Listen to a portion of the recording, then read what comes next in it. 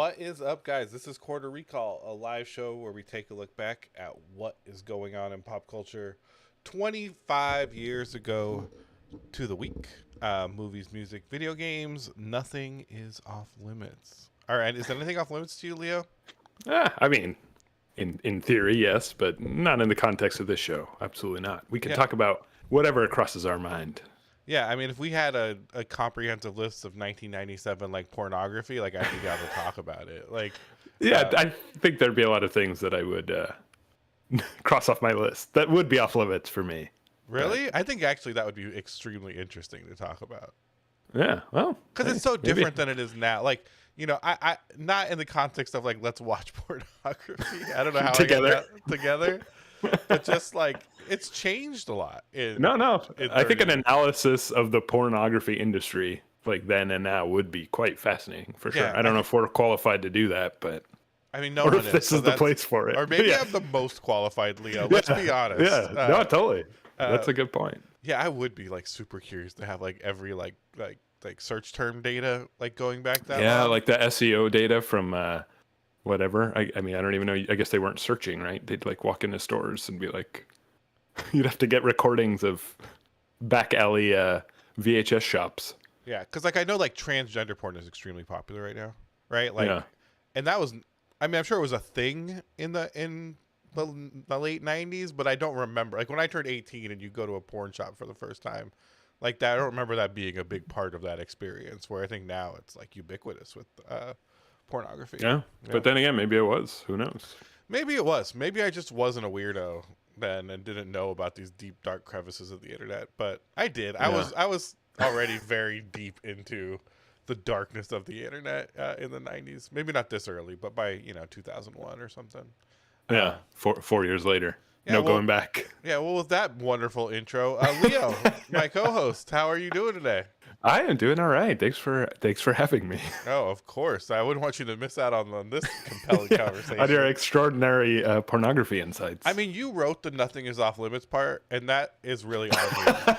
yeah, right. Right, It's like, really. that's- It's.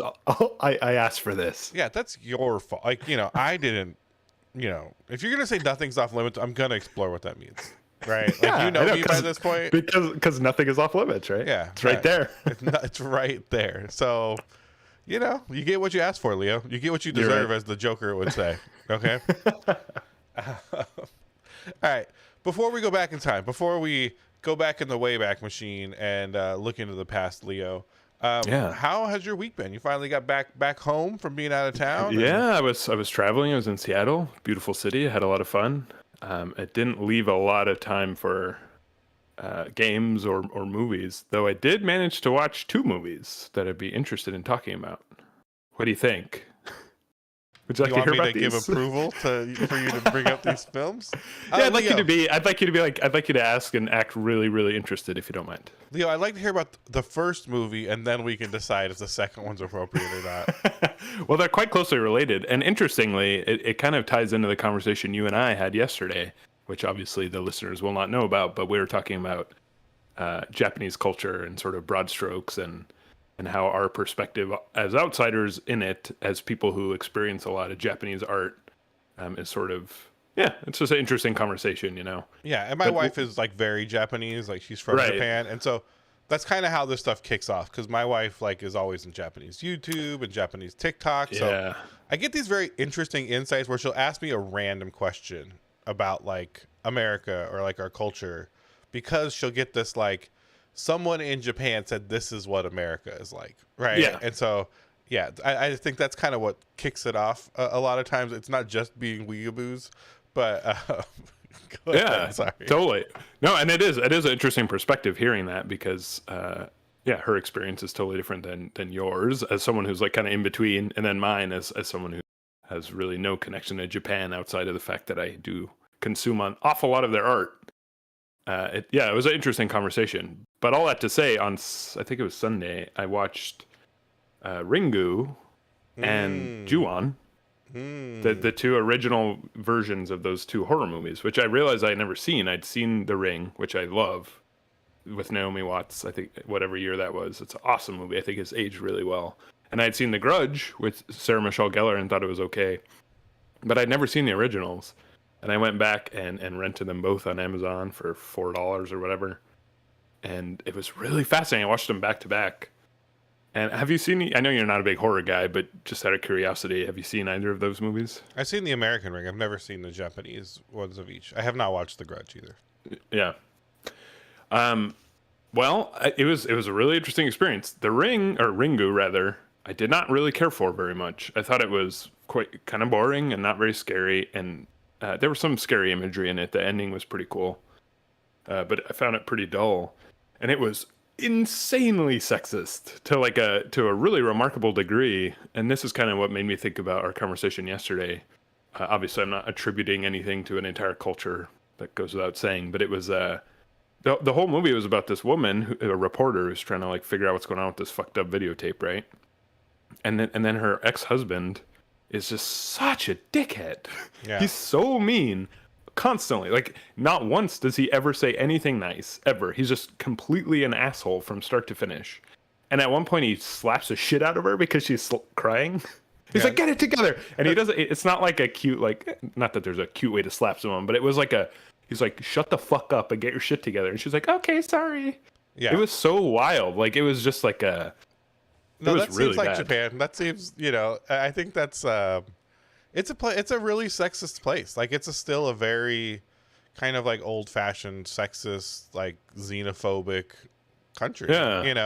And I think the thing to like, the thing you really got to look at is like, it's a horror movie, right? Like, maybe it's supposed to be terrible. Maybe this is supposed to be bad vibes. But like, even if you watch like positive portrayals of Japan, you get that same energy from them, right? It still is. So like, what I love the show Terrace House. Have you ever heard of Terrace House before? No, I've heard a lot about it, but I've never seen it. So I love the show Terrace House, and it's really interesting, right? But I think one of the most interesting things about it is even in these young people, right? These are 20-year-olds, 25-year-olds in the late 2000, the 2016, 2017, in Tokyo, in a big city. And even they end up in these weird conversations about like, I'm not going to do the dishes. Like, I'm a man. Like, you know what I mean? Like, why would I do the fucking dishes? Right. Like, and it just seems so like insane. Right. Or like, I'm the oldest person in the house. Like, I don't have to do any of this stuff. Like how, like, I just can't imagine that. Like, it's so funny. And, and these aren't like bumpkins or old people or, it's like cosmopolitan young. Yeah, like it's dancers, like successful 20-year-olds in Tokyo. Like, in one of the biggest cities on earth. Yeah, and there's a lot of that, and I think that's a lot of why my wife like left Japan, right? Is because of that feeling. I mean, let's put it this way: if you're in an office in Japan, like an office building, the men wear suits, whatever they want. The women all have to wear cute uniforms, right? Yeah. Like, that's just the way it is, and that all the women work these, like, I mean, some women end up in higher powered positions, but for the most part, they all work these administrative jobs and wear cute uniforms and kind of, are more of a support role to the men's work, and I think that's just kind of, it's a culturally strange thing, for us, it's a culturally very strange thing, and I'm sure it feels very oppressive if you're there. Yeah. Well, totally. I mean, again, I haven't been to Japan, but that's fascinating to hear. But what was sort of interesting... That's why they don't have any babies in that country, because because it fucking sucks. Well, yeah, Japanese women are tired of it, and they don't want to fuck Japanese men. Like, I think that's really the big... I don't think oppression, like, makes you want to fuck. Yeah. Like, if you feel like you're being oppressed, you're not going to be interested in, which... Yeah, well... It is funny talking to... see how that works out of this country. Talking to my wife about her friends, and the ones, like... So, my wife lives in the U.S. She came here, I don't know, 6 years ago. A lot of her friends have done the same. They all kind of work in the same industry, and so a lot of them come here, work for a long time, and eventually get married, and usually to American men, right? But she has a lot of friends with Japanese husbands too. Yeah. And like these friends with Japanese husbands, like her friends with American husbands, they're not all fucking peaches, right? The American husbands, right? No, it's not like American men are incredible by any means. Yeah. But her friends with Japanese husbands are fucking terrible. Like, just the nature of those relationships, I'm just like, of course no one wants to fuck these guys. They're they're fine. Like talking to them one-on-one, they're fine. But the way they interact with their wives. Yeah, just the ingrained misogyny is like pretty extreme. Like my friends, I mean, I'll give you an example. I don't know why we're getting off on this.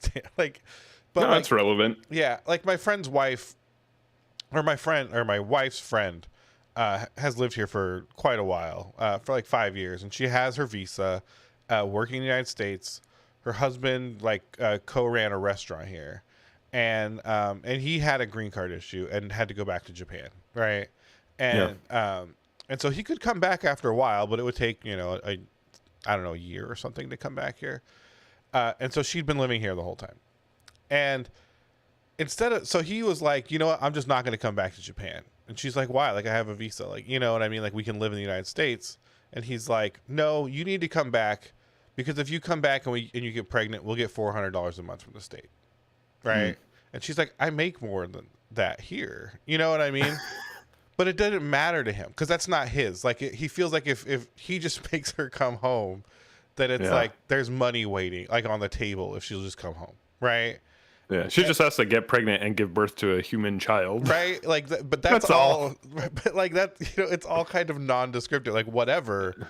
But if you come home and just do this thing, then there'll be money. So, for me, just do it. Like, I don't know what why are you thinking about yourself? And it's just like. And I hear him say that. I hear of that story, and I'm just like, why do you put up with this shit? Like, she's so cute. Like, you know what I mean? Like, the girl she's very cute. She's got a job. It's like there's so many men in this country that would, maybe aren't the best, but like good guys, that would probably, treasure you and take good care of you, right? Like, that have their own jobs and their own money, right? And it's just such a strange thing, but like, that's when it's so culturally ingrained. It's like you think that's what you deserve, right? Like, and I guess, but like, you got to be able to see past it, Like, there's a lot of American brainwashing that I feel like I've transcended. So it's I think like you see past some of it, but I think you also even when you see through it, you really resign yourself to be kind of a victim of it, right? Like, even if you understand what's happening, it's really easy to say like, yeah, I know, but. Like, I think that we all kind of are guilty of doing that pretty often, right? Yeah, that's true. That's why people from other cultures' insights into like our lifestyles are so interesting, and I'm sure you get a lot of that from Sayaka too. Like, just her observations about like the way you think are probably pretty interesting, and you're like, oh shit, I just thought that's how it was. I never thought about the fact that like it could be different somewhere else. It's fascinating. I mean, the thing we argue about probably, maybe not the most, but the most often.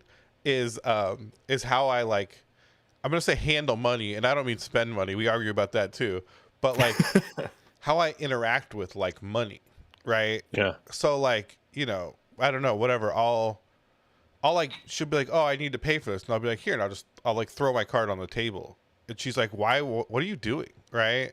And I'm like, what? Just take it. You know what I mean? And she's like, you need to hand it to me, and I'm just I'm like. Okay, like, I'm not trying to be rude, so like I will, like, like I get it, but she's just like why are you being that way? Or if like I need something from her, like she'll like hold out like a $20 bill, like, oh, I gotta pay for gas or whatever, and she's got cash, and I'll just like grab it out of her hand, and she's like, why did you just snatch it out of my hand? I'm like, because you handed it to me. And you're like, I don't. What am I supposed to bow or what? Yeah, but she's just like, you need to like slow down and like kind of receive. That's interesting, right? Yeah, that's fascinating, because she's like, to her it's a gesture.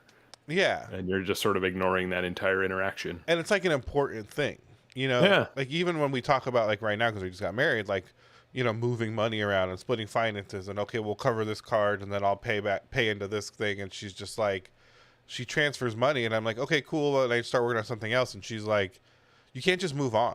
She's like, hello, that was a big deal. Yeah, like, you can't just like move on to other things, and I'm just like, that's fascinating. It's just it's just numbers, like, to me, right? We're just kind of like sorting all this stuff out, but she's like, no, that's like my time, that's like years of my life, which totally makes sense. And it does make sense. It's just, I think, in America, that like, those things are so abstract to us, right? Like, we don't think of money as like, oh, this is a reflection of my life, which is a reflection of my training, which is a reflection of my education, which is a reflection of my upraising. Like, this is the human history is this money, right? Yeah.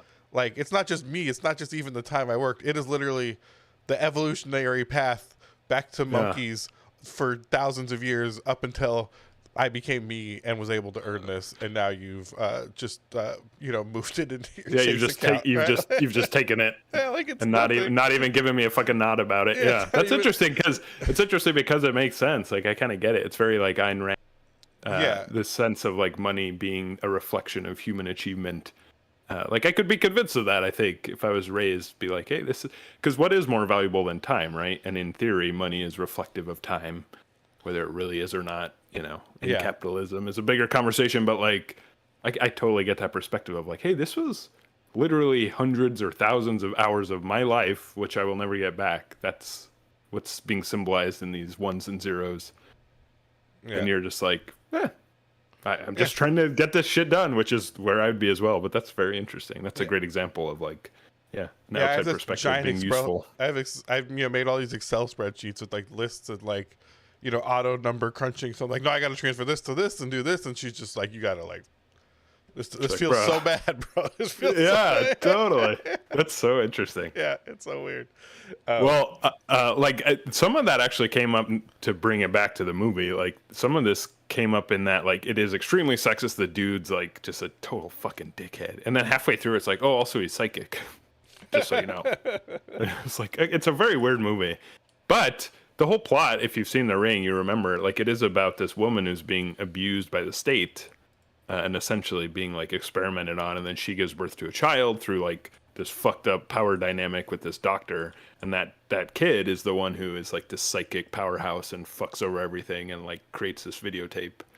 So in some ways it's a little bit subversive. Like it is an attack on the state, and it is an attack on the patriarchy in terms of like, hey, these are the results of what happens if you subjugate women. Like they will fuck you up in a very like interesting, scary way. So there's a little bit of that in there, but overall, like when you just watch it, you're like, no, this guy's just an abusive fucking dickhead, and he's supposed to be like admirable. It's very weird. Yeah, he's not the antagonist, not at all. Yeah, no, he's like, and he's very handsome, which is like, it's not the actor's fault, but he is definitely portrayed as like desirable, I think. So I don't know, it was weird. That said, though, I to be clear, I think the American version of The Ring is way better. Like. On every level, it looks better. Don't let a Japanese person hear you say that. No, I think I'd be fascinated to talk to someone who disagrees. Because as far as I can tell, it's better by every metric. Because I think Japanese people kind of treasure that movie. Well, yeah, fair enough. I mean, I do get it. Like kicked off this whole thing, but that does bring me to Ju-on, which was fucking awesome. It was so scary and so cool. I had no idea kind of what to expect. I guess after watching Ringu, I assumed it would be somewhat similar. It's not. It came out only a few years later. I think Ringu was 98 and Ju-on was like 2002 or something, like roughly that many years. But it felt so much more modern, and it was so scary, man. Like I watch a lot of horror movies. I'm not trying to brag or whatever, but like I've been pretty desensitized, and I have not been actually scared by a movie in so many years, probably since like Hereditary. This movie genuinely, like when I was watching, I was on the edge of my seat, smile on my face. I was like, holy shit, I'm actually scared. The imagery is fascinating and really scary, super practical. It's almost all practical effects. The sound design's incredible. The story is so cool. It's like segmented into I mean, the story, right? It's like this one house is completely cursed by the horrible events that happened. And so anyone who interacts with the house in any way is murdered by a ghost. But the cool thing is like how they're murdered by a ghost and how long it takes, and in all the creative different ways they're murdered by which particular ghost. So it's segmented in all these different people's lives, like and it jumps around in time. It's so good. I was really blown away by like how much I not only enjoyed it as a really cool storytelling mechanism and a narrative function, but it was fucking really scary and it looked awesome, and I really loved it. So it was kind of cool to see that right after Ringu, which oh, really? And then this was, this is way better than any. Well, not that's a big statement, but it was really good.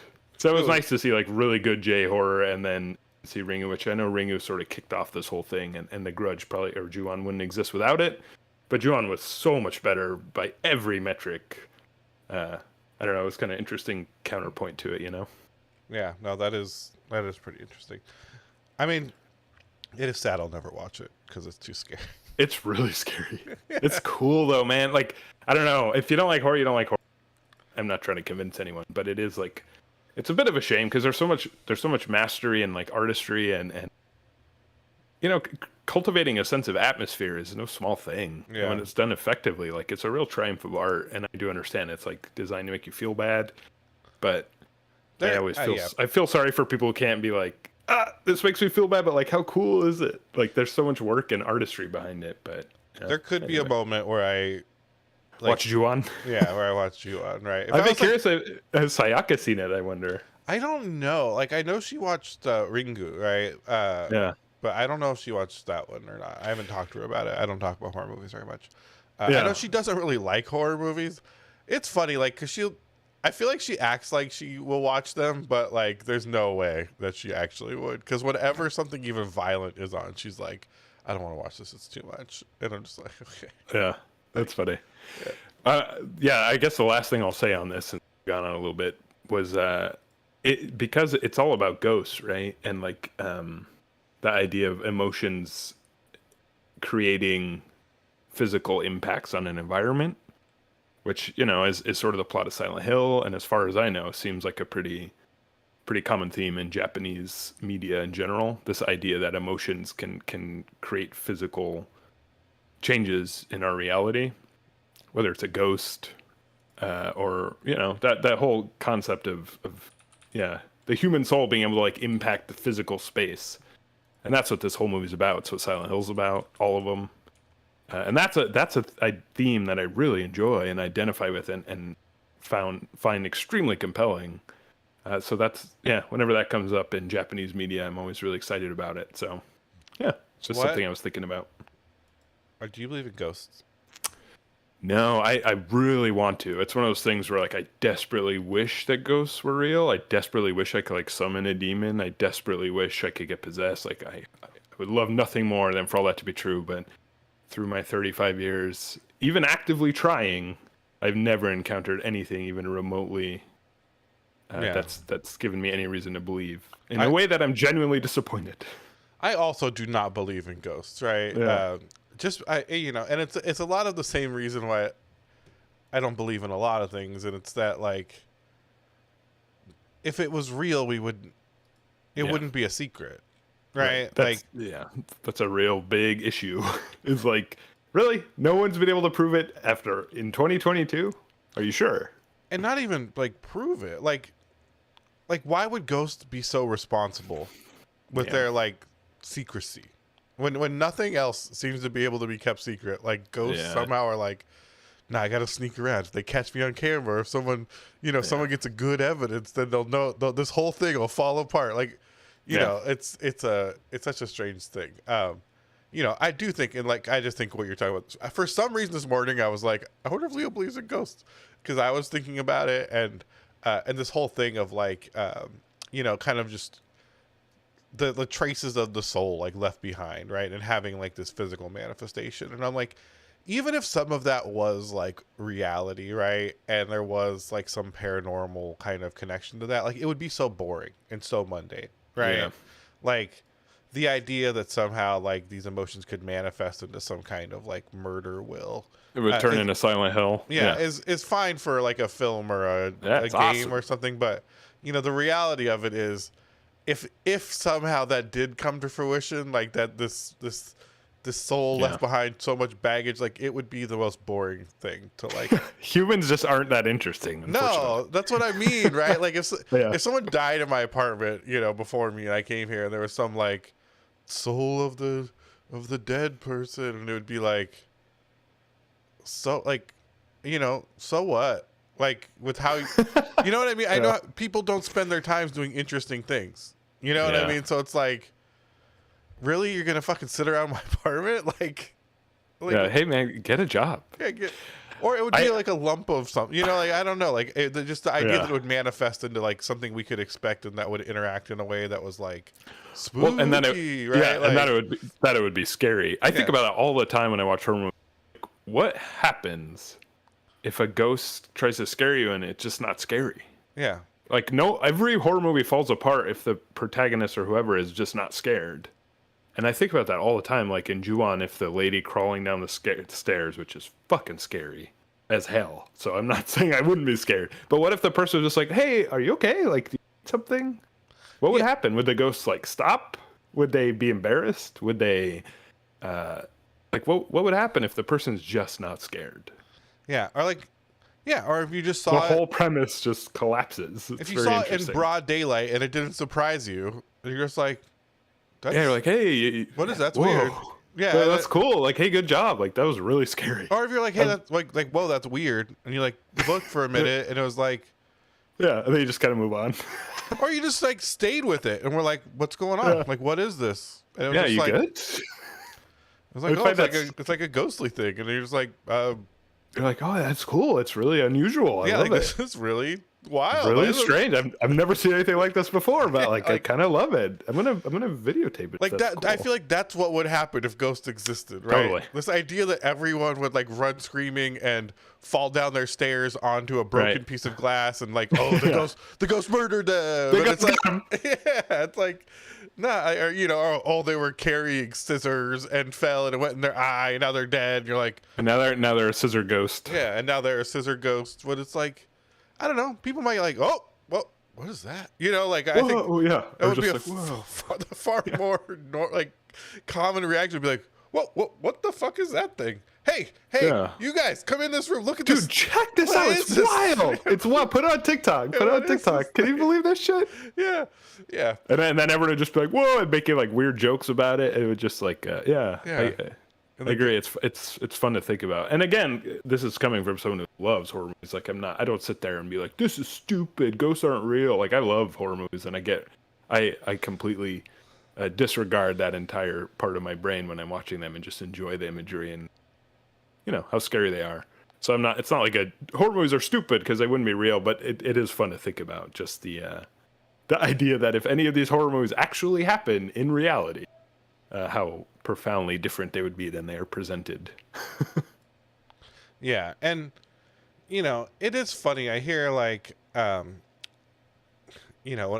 this comes up with some people, they have these like very like emotional and like you don't want to like be rude, and they're like, no, like my grandma died in our house, and I swear like my brother came home one night and thought he heard someone, and he was like, oh, tita, or something like that. And you're like, and then my dad came home the same night and he heard something too.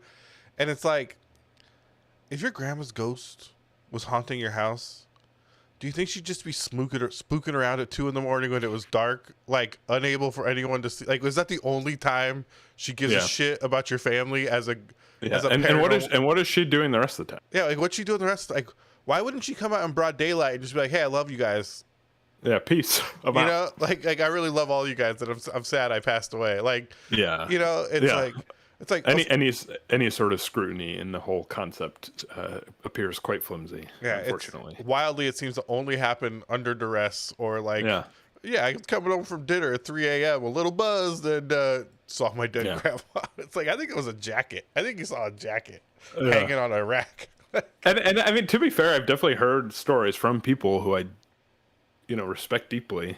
And they're like, this is what happened as far as I understand it. And I'm like, yeah, there's no explanation for that. And I have no, I don't feel the need to be like, it's bullshit. That didn't happen. It's just in my personal experience. Yeah.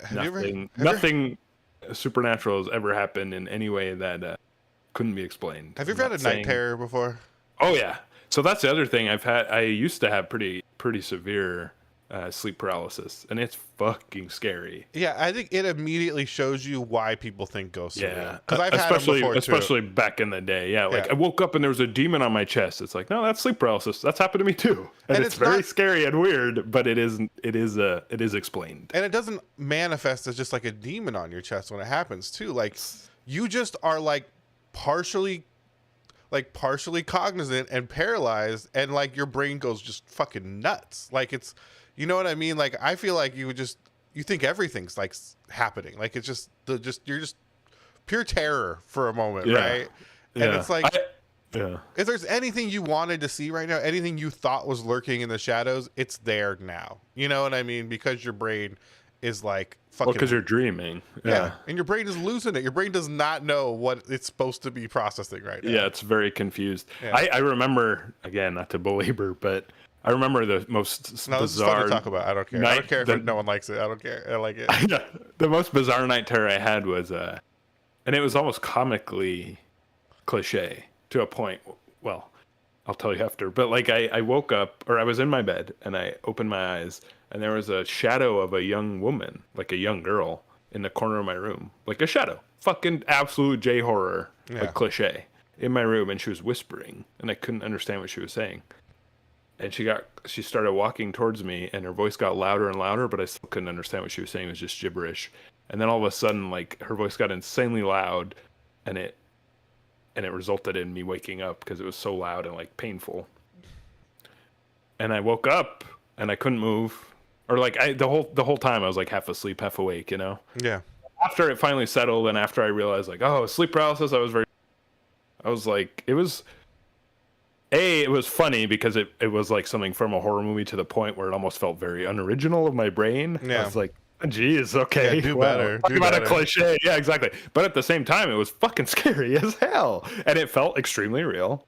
And I understand it was a hallucination. Like, I get what the deal was. But I also understand how if I didn't know what sleep paralysis was, I didn't understand that physical response, I would be fucking terrified. You know what I mean? Like, of course I would. How would you not be? It's like when an eclipse happens for ancient people, and they're like, hey, the sun's gone.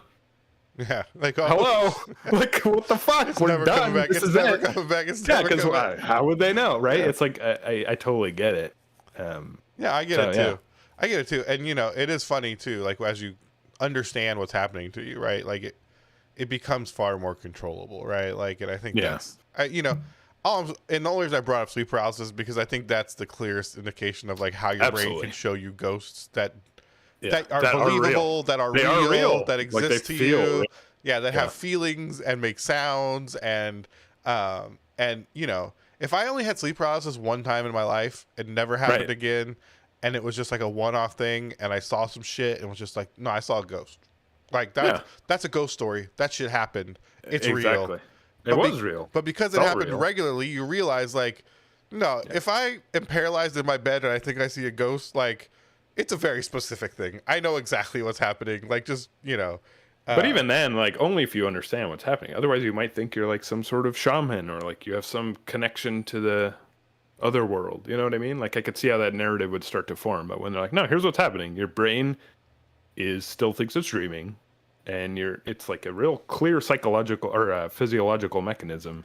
But without that understanding, I could totally see, like, yeah, he's connected to the spirit world. He sees ghosts all the time. That is interesting too, because I do think you know, like drugs and alcohol really play a part in like at least my instances of sleep paralysis, right? Yeah. And so like it is like, you can see how it gets so shamanistic, right? Where if you're like, if you're that guy and you spend your time, you know, in the shaman's tent, right, just like doing fucking mescaline, just pumping yourself full of mescaline, and then like, I'm gonna go to the fucking dream world. Yeah, like, peace. I'm gonna tell you what I saw, and everyone's gonna be like, holy shit, that's fucked up. You're like, it was. It was fucked up. It was really fucked up. Yeah, I did a little bit of coke with my friends in the parking lot of a bar, and I had sleep paralysis. I can only imagine if you're in a fucking. I fell asleep in a Kmart parking lot once and saw a scary man with cat eyes outside my window. Yeah. So I can't even imagine if I was a shaman. Yeah, right? Like, it's crazy. Oh, it's too funny. All right. It is funny. I'm not even going to get... I guess I'll get into what I did this week. Yeah, I'm sorry. I didn't mean to monopolize. No, that was so fun. That was so fun. Man. Japanese horror movie is very interesting. I love that shit. That's so good. I really haven't watched a lot this week, so that's why I was fine. Oh, thank God. That worked out nicely. Yeah, it worked out pretty well. I've just still been playing Red Dead 2. Nice. Yeah. Still enjoying it? Yeah, it's still good. I'm in Saint Denis, so I'm pretty... I'm not like... I think that's probably like halfway through, right? That's like, a cool town, though. Yeah, Saint Denis is cool. And so, real quick before we move on, what does your Arthur look like? Like, do you give him a shave? Does he have a beard? A short haircut. Pretty short beard. I try to keep him pretty well kept, which is funny because I'm like a big beard guy in real life. Yeah, I did the same thing. I kept him like super well dressed and handsome. Yeah, well, I don't know why. Because there's no way to maintain your beard if it's not short, right? Yeah. All the long beards just look like fucking homeless guy beards. Which they would. Yeah, Yeah, which it's they awesome. would, which is It's fine. so cool. Yeah. I think it's cool that you can't have hair you don't have. Yeah. Like you Yeah, it is can't cool. just You like can't reverse it. yeah, Yeah. you can't just like give yourself hair. Like if you cut it off, it's gone. You gotta wait for it Yeah. to grow. I agree. That Um, is very cool. yeah, I think that's pretty good. But yeah, so I'm almost done with Anthony. I like, it's a great game. Like it's a great game, Yeah. and it's got great moments. And Arthur's just so great. Like he's terrible, A right? really good character. He's Yeah. just a really good character, um, and yeah, he's just so lovable for his time, right? And he's just such a bad person, and Yeah. it's really interesting how charismatic and charming such a just a fucking terrible human being can be, Yeah. um, Absolutely. especially just the way he interacts with people, man. Like the way he interacts like the Native Americans and stuff, and you're just like, everyone's shitting on him or everyone's trying to be their fucking savior, and he's just like, yeah, my time's fucking yeah. probably short too, man. Like, let's just get done what we need to get done. And you're just like, let's do it. Yeah. like, yeah, fuck yeah, Arthur. Like you tell him, it's refreshing, especially for that time period. But It's just good writing. it's super good. So, yeah, I've just been playing a bunch of that. I'm trying to think if there's anything else I got this week, but I've just been really busy this week, so not really. Oh, too busy for art. Yeah, I really want to watch. Well, I really want to see Doctor Strange, but I hear it's mid. Oh man, I don't know. It sounds like if you're a Sam Raimi, it's like incredible. If you're not a Sam Raimi fan, maybe. I don't really But think I'm a Sam Raimi fan. I like Sam Raimi a lot. Although I don't.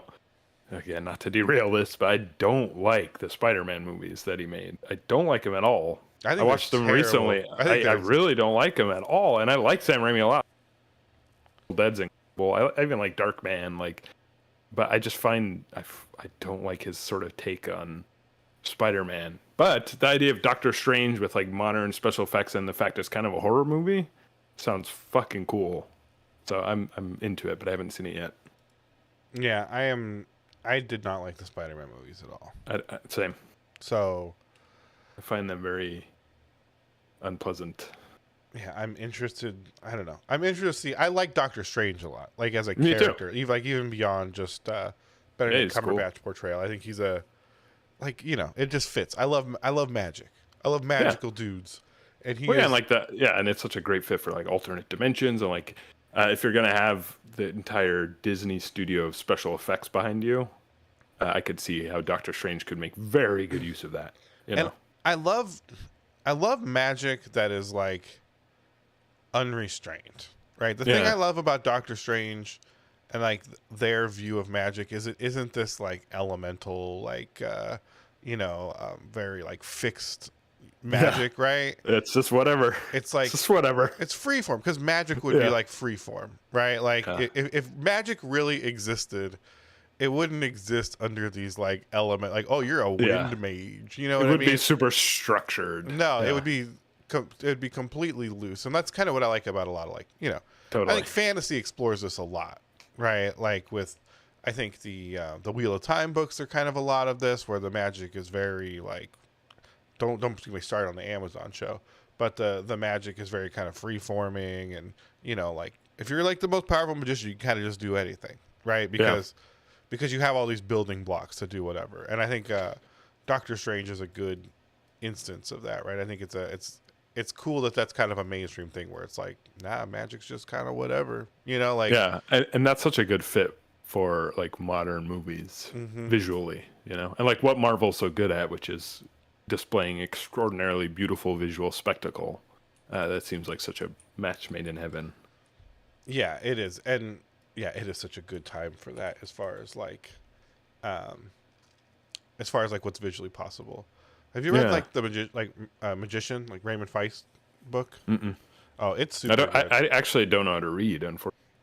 Yeah, I never learned. It's a series. It's really fun. It's really fun, like magic books. Like, I don't know. I love magic fantasy books. So Yeah, no, totally. yeah. But so hoping to see Doctor Strange. I still haven't seen Sonic either.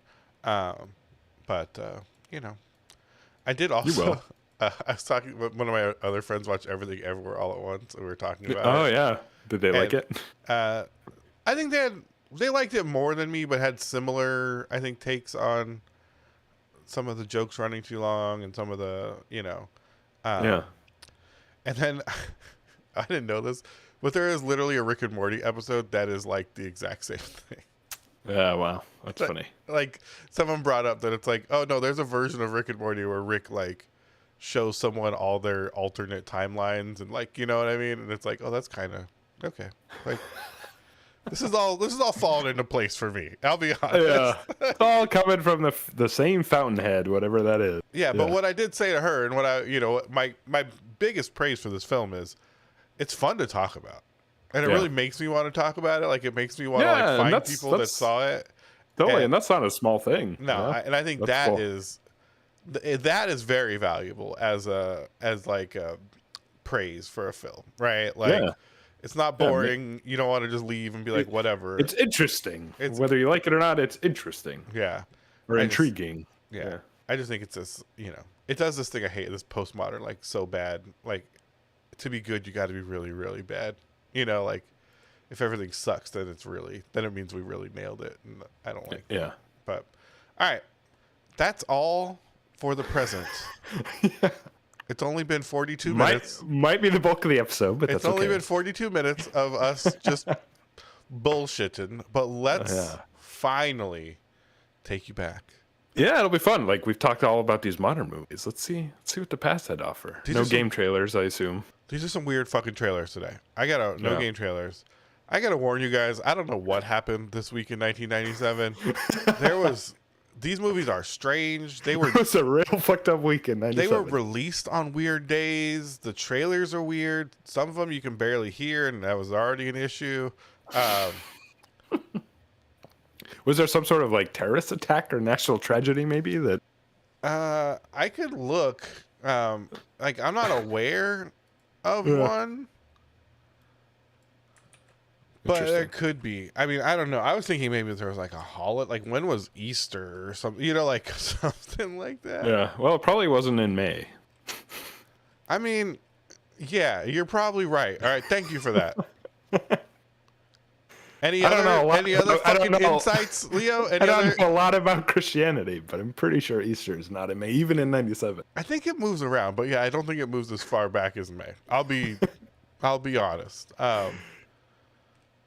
All right, let's show these trailers. I want to see them. All right, let's show. So excited! Fucked up audio.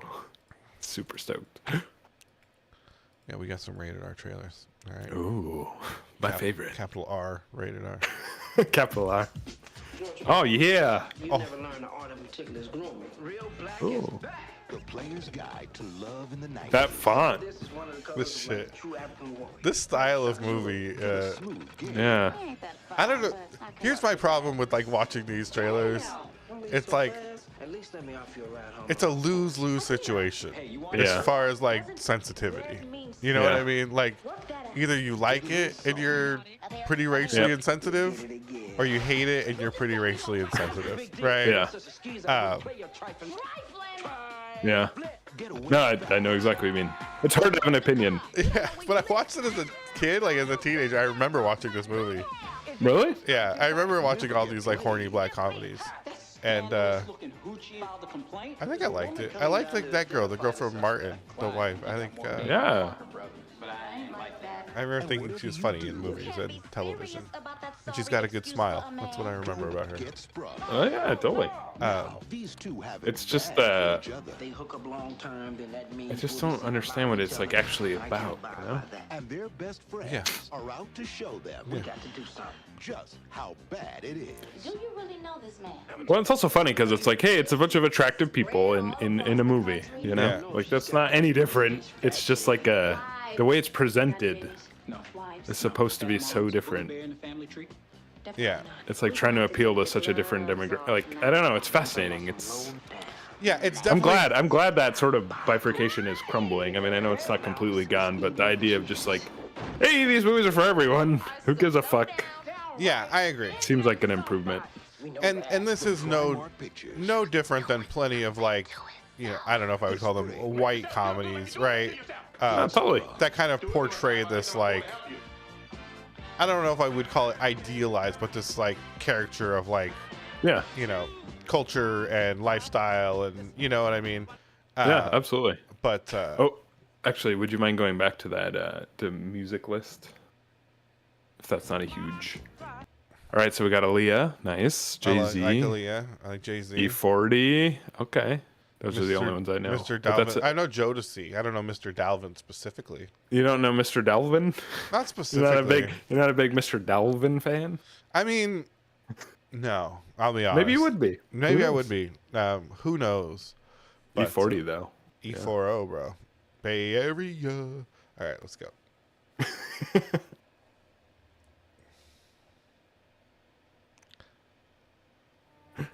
Fine Line features Tony. Tony Hey, you're Lord. right there. Try to be nice to John for a change. It's only 3 days. Hello? Where's everybody?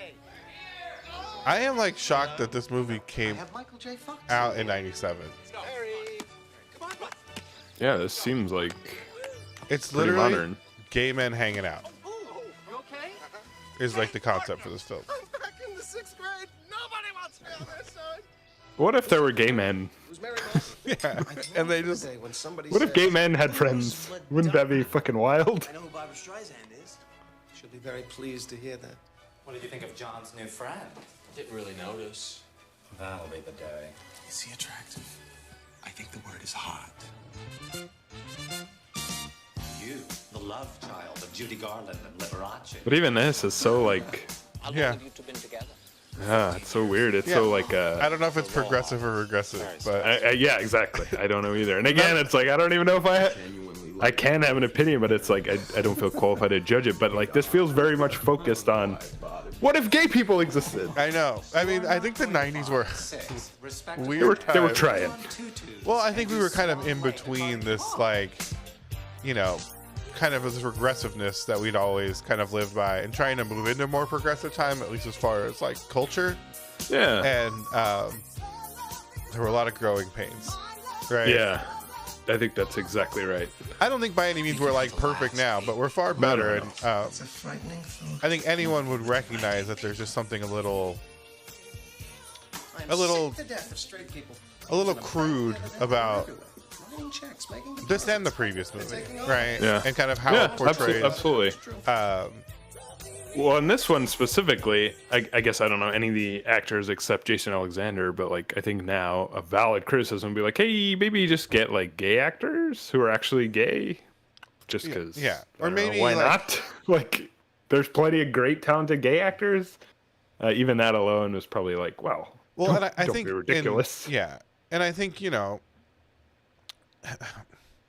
having a film about us existing is not a great it's not concept, representation. right? That's not representation, right? Like, I don't know if there is like a real MacGuffin in that film or some type of real plot twist or compelling reason to watch the film.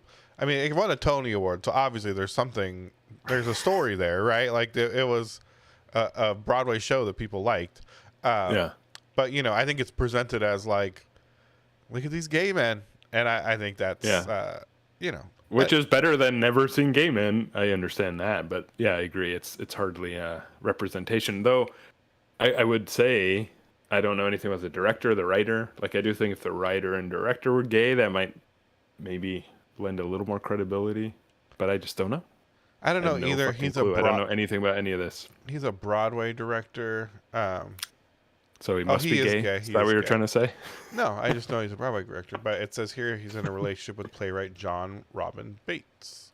So Okay. he is a gay Well, man. There you go. At least it's like coming from that side. I don't know. And I think in both cases, right? Like, it was people trying to represent, you know, probably themselves and who they are, and like, you know, put it into the mainstream. Yeah. You know, maybe that worked. Maybe that's why now we can be in a place where it's not, you know, where we're like, maybe we just need to not have these, you know, movies for specific subsets of Exactly. people. Right. It's not so much like, hey, this exists. Let's draw attention to it, as much as it is like, hey, here's an interesting story from a lot of different perspectives. And we're not drawing attention to the fact that everyone's perspective is different. That's not the focus and the point. Yeah. Which is great. Yeah, it is great. All right, let's keep rolling. I want you. Big conversations this week. Yeah, real big. Go to the window. Leave him on. Stick your head out. Is this the same year? This feels like it's from the. I'm not gonna take this anymore. It's from the same year. Whoa. It's called Night Falls on Manhattan. Is that Dr. Disrespect? Yeah, it's Dr. D. Frankly, wash our own laundry around here. I don't care if I'm in trouble. I don't care who gets it anymore, including myself. I've never seen Serpico. Have you? No. Will you help me? I can win it. I can win this case. Have you reached a verdict? We have, Your Honor. Paul Newman. It's one handsome fella. He is so handsome. Is this the right trailer? It looks so old. That sounds good. This is definitely like Serpico is definitely not from the 90s. Films have touched our conscience and Yeah, this is it from director Sidney Lumet. Now, Andy Garcia. one of the greatest directors Really? of our time. Yeah. Pushes the limits again. Whose father was laying up there with Pushes tubes coming the out of every limits hole he's again. got? And who put him there? Between truth. Oh, so I think this is like the movie. Corruption. Like I maybe it was. Three precincts. We're in business. I think it was referencing the older Guilty. film. I'm saddened to In the announce first that half of the Daniels trailer. 5 police officers on charges And of this is murder. like, you know what I mean? see. Like, Gotcha. If their lips are Yeah, they're like, hey, remember when this movie happened? Conviction and remember. compromise. It wasn't supposed to happen to me. It's not I'm like- supposed to happen to But like me. Paul Newman's too old. Andy Garcia. Yeah, this How's he is a in very this- confusing. How is he in this Right movie? here, Pop. You're clean. That's so funny. Night falls on Manhattan. Yeah, that was very confusing. I They like that didn't- font though. That is a good font. They didn't really understand trailers yet. You know. They were still trying to figure it out. I feel like that is the case though. I feel like a lot of these trailers, it's like they don't really know what people want from a trailer in this trailer. Yeah, it was changing. I don't know what this trailer is. The van. It's called The Van. It's very quiet. We can't hear it either. Hey, it's called Mimi. Yeah. Mimi. Called Mimi, you know. Lieutenant O'Brien from Deep Space Nine. Hello. Oh, yeah. Two old white guys playing golf.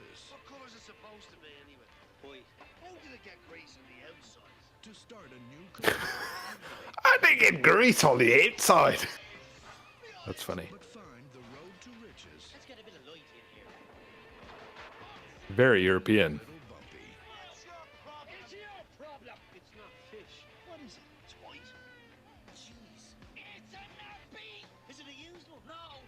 Ew. It's a nappy. Imagine if you were eating food and there was a used diaper in your food. I'd get rich. I think I'd be pretty fucking pissed off, actually. I would definitely file a lawsuit. And like, we made $80 less yesterday. Like, I would like a sue us food, for all we're worth. I would like a food truck. Yeah, me too. I like cooking a lot. Yeah, you should start a cooking channel. You'd be the first person to do it. No, and cooking on camera seems like the worst thing. Like, Yeah, it's like hyper produced at a level of complexity. then just having, you know, oil, like cooking's already just a fucking mess. Like trying to manage that, like while having cameras, that's, no, thank you. But I love to cook. Yeah, no, me, totally. I had to go to the Korean market today so I can cook dinner. I'm making tonkatsu. Oh wow, Yeah, I know. I'm so good. Such I've good- never had her cooking, but I'd love to try it someday. Yeah, if you come down to LA, I'll make you a delicious meal. You can Nice. choose. If you want, usually I make Asian foods, like Japanese food or Korean food. Maybe like a hot dog. Have you ever had one of those? I had a Costco hot dog last night. Not bad. Am I right? I love fucking hot dogs. Like, Yeah, hot dogs are awesome. it's Sayaka is not like she like, you know, she'll eat it, right? But like I love like hamburgers and hot dogs, like so American, so like childish.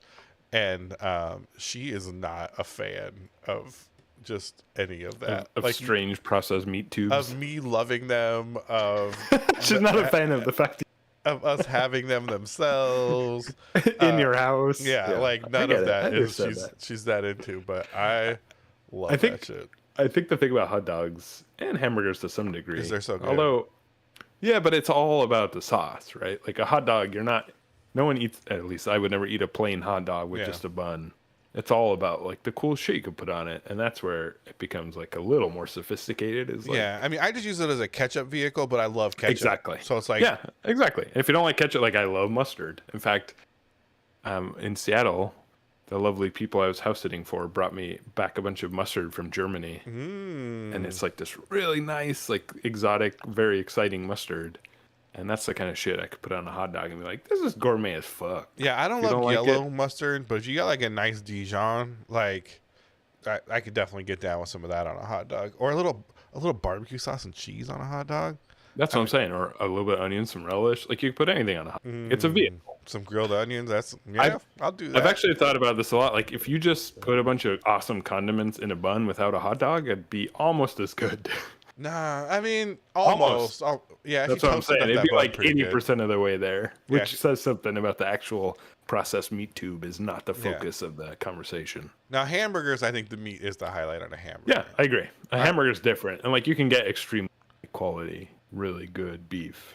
You know, a hot dog is a little more touch and go. LA's got a real good hamburger scene going right now. There's a lot of like little like smash burger places popping up, and a lot of like real gourmet shit going down, and real hamburger renaissance. It is, and the hamburger scene is good is when there's like good hamburgers that you don't like. You're like, this is a good hamburger, but that's not my good. Like, I'm not into it. Yeah, totally. Right? Like, it's not my whole vibe. Yeah, when you can be picky about the good hamburgers you want to eat, then you've really got a thing going as far as how you know you've made it. Yeah, and god damn it, I've made it.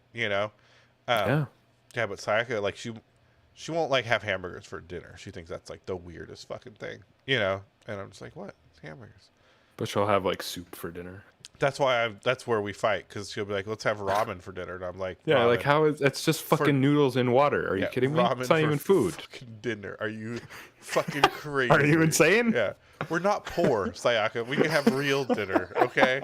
We can have a hamburger. Yeah, we can have a. Maybe if you just like put a hamburger in water.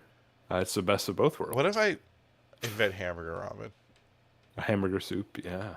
What if I make it my live stream to invent hamburger? You better ramen? trademark that now before it blows up. So I'll say, and I have like a cute story, like a meet cute about how like, oh, me and my wife always argued. She always wanted ramen, and I always wanted burgers. So one day I dipped my hamburger in her ramen juice, and here we are. Now we're millionaires, and we own a giant restaurant. Don't call it ramen juice, you fucking pervert. Okay, it's soup. It's soup. Okay. I don't know, man. I just don't like soup. I love soup. It's bullshit. It's bullshit food. It depends. No. So the problem is, I love coffee, and like you can't love coffee and then say soup is bullshit juice, because soup is far better than like filtered hot bean water. Yeah, coffee is just bean tea. Yeah, right. Like even tea, like tea and coffee both. It's like you take hot water, you filter it through dirt, and then you're like, it's so good, right? Yeah. I don't really like coffee either. So there you go. I mean, you like tea. Yeah, I guess I like water that's flavored, but that's not the same as soup, because soup is like food surrounded by water. Just give me the food. But and the get water, rid of the water has food in it. No, it doesn't. Yes, it does. No, it doesn't. Well, maybe we should start a culinary podcast where I get to espouse my ridiculous, stupid opinions. But I think the issue with soup is, like, for me personally, when I get a bowl of soup or like pho or whatever ramen, I'm like, cool, just pour out the water and give me the noodles, because that's the part I need. No, you can't. Where do you pour the water? No, you get dry noodles. Yeah, no, and that's great. I like that, but that's not soup, is it? I'm just saying, it's like this at the same place. If you don't want the broth, they have a version that is cooked in the broth and then served to you without all the broth. Absolutely. I'm not saying they don't offer it, but I'm just saying that's like that's so obviously better. I mean, I'm not a soup guy, and you crossed the line with me already. So I can only imagine if you had a real soup head here. A real soup head. You would catch a lot of opposition. A lot. I mean, I think there are very full-bodied soups, though. Like pho, Pho depends. Like a good pho, I feel like is very full bodied. I think most pho you get regularly though is not. It's very watery, right? Because real pho takes like days to make, right? Like they cook that soup for days to get like, because it takes a long time to get the meat into the water, like to get the water to turn from water into broth, you know? Yeah. So I do think there's a lot of watery pho out there. Don't get me wrong. But if you have like sundobu, like Korean, that like tofu soup is so good, and it's like red and full bodied and delicious, or like a tonkatsu ramen, like Ajita or like Daikokia, you know, where it's like that real fatty, rich ramen. Like it's hard. It would be hard pressed for me to be like, it's just water. It's just water getting in the way, you know, because it's a different thing. There's a ramen, and I don't even like ramen. That's fair. If you come to LA, I've been there. I'm saying if you come, I'm gonna take you to this place called Ramen Ya.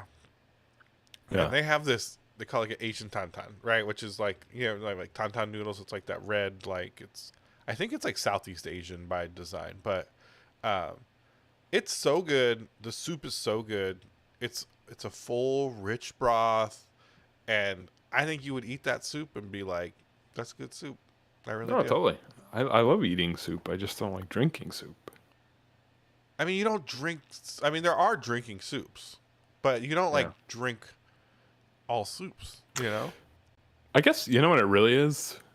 All everything aside, I think it's when I'm hungry, I want to eat the food. I think maybe a soup, like a dessert soup. Is that a thing? I could see myself like really enjoying something that's like enjoying it. Like, hey, I've had my large, calorically dense meal, and now something delicious served in some sort of rich broth, or I just find it. That's what I think of like miso. Yeah. Right. You're eating Japanese that's food. Fair. Yeah. Maybe that's.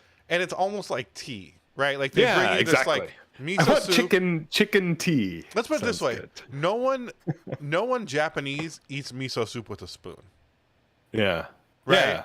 You just drink it and then grab the little tofu pieces and seaweed with your chopsticks while you're drinking it. It's like a drink, right? So like, you know, when I think of thinner soups like that, like miso, then it is sort of like, oh, this is kind of just like tea. Like it's something nice and warm to like settle your stomach. And that like, works for me. That's like a separate thing. It's not a meal. No, it's not a meal. It's just like a little warm pick me up, right? Yeah, totally. It's like a food tea. Yeah, it's like food tea. That's a good way to put it. And I like that. I like that idea. I just don't like the idea of food tea being my dinner. I agree, but there is heartier soup. No, for sure. I think that makes for good meals. And even to call out my own hypocrisy, like clam chowder, I think is delicious. I don't know if that's a soup necessarily. I mean, it's a chowder, but it's the same family. Yeah, like it's the same idea, but like a clam chowder feels extremely like a meal. I mean, but that's because clam chowder, like, so, you know, clam chowder is like a cream sauce, so it's a very fat forward broth, right? Maybe that's all it is I just want an extreme amount of fat in all of my food. I mean, it's so, you know, when you cook a lot, like when you think about food and what it is, it's like a lot of times soup falls flat because it's not protein forward, right? I think in America we expect protein forward food, right? Which I think is fair. That's what I expect too, right? Like even vegetarian food, if there's no protein in there, if it's not like a bean focused thing or something, right? Like it's too wispy, right? Like it doesn't hit the stomach right. Doesn't satisfy. Right? Yeah. And so I think a lot of soups are that way, especially like if you just have ramen with just like noodles and ramen broth, it's like, what is this supposed to do? You know? Yeah. What is this supposed to do? Right? But, you know, that's why there are like protein forward soups, right? No, totally. Or fat forward, right? Which is protein. Yeah, and I'll be the first to admit I don't know anything about soups. Like I'm certainly a Philistine when it comes to food, but I think you know enough. You eat at least every day, you know, so you got a pretty good idea. At least once a day, usually more. You got a pretty good idea about food, you know. You do it pretty regularly. I have very low standards, but that's okay. If for some reason you're still listening to this, I don't know why. Which would be wild. Yeah, I don't know why you would still be listening to this. I just want to say thank you. Yeah. We're going to sign off because I cannot continue down this road in good conscience thinking someone might actually be listening to it. If you want to hear more soup talk, if like this, if this is really getting you going and you're like, I need some resolution on this, leave a comment and we'd be happy to follow up. Maybe with a independent video on soup. Yeah, a soup talk is a good name for a short run podcast. Real short. It's like not 2 similar episodes. to anything else that had a name with soup and talk in it. But we love you guys. We appreciate you listening. Thank you so much. We hope you're enjoying your weekend, having a good Saturday if this is when you're listening to it. And we'll talk to you guys next week with some more fun trailers and some more, probably more soup talk. I'm really feeling almost certainly. I really feel like this might end up being a thing, and I'm not happy about it. Yeah, I'm not either. But sometimes you don't get to choose your own destiny. Yeah, that's true. All right, thank you guys so much. We love you, and we are done.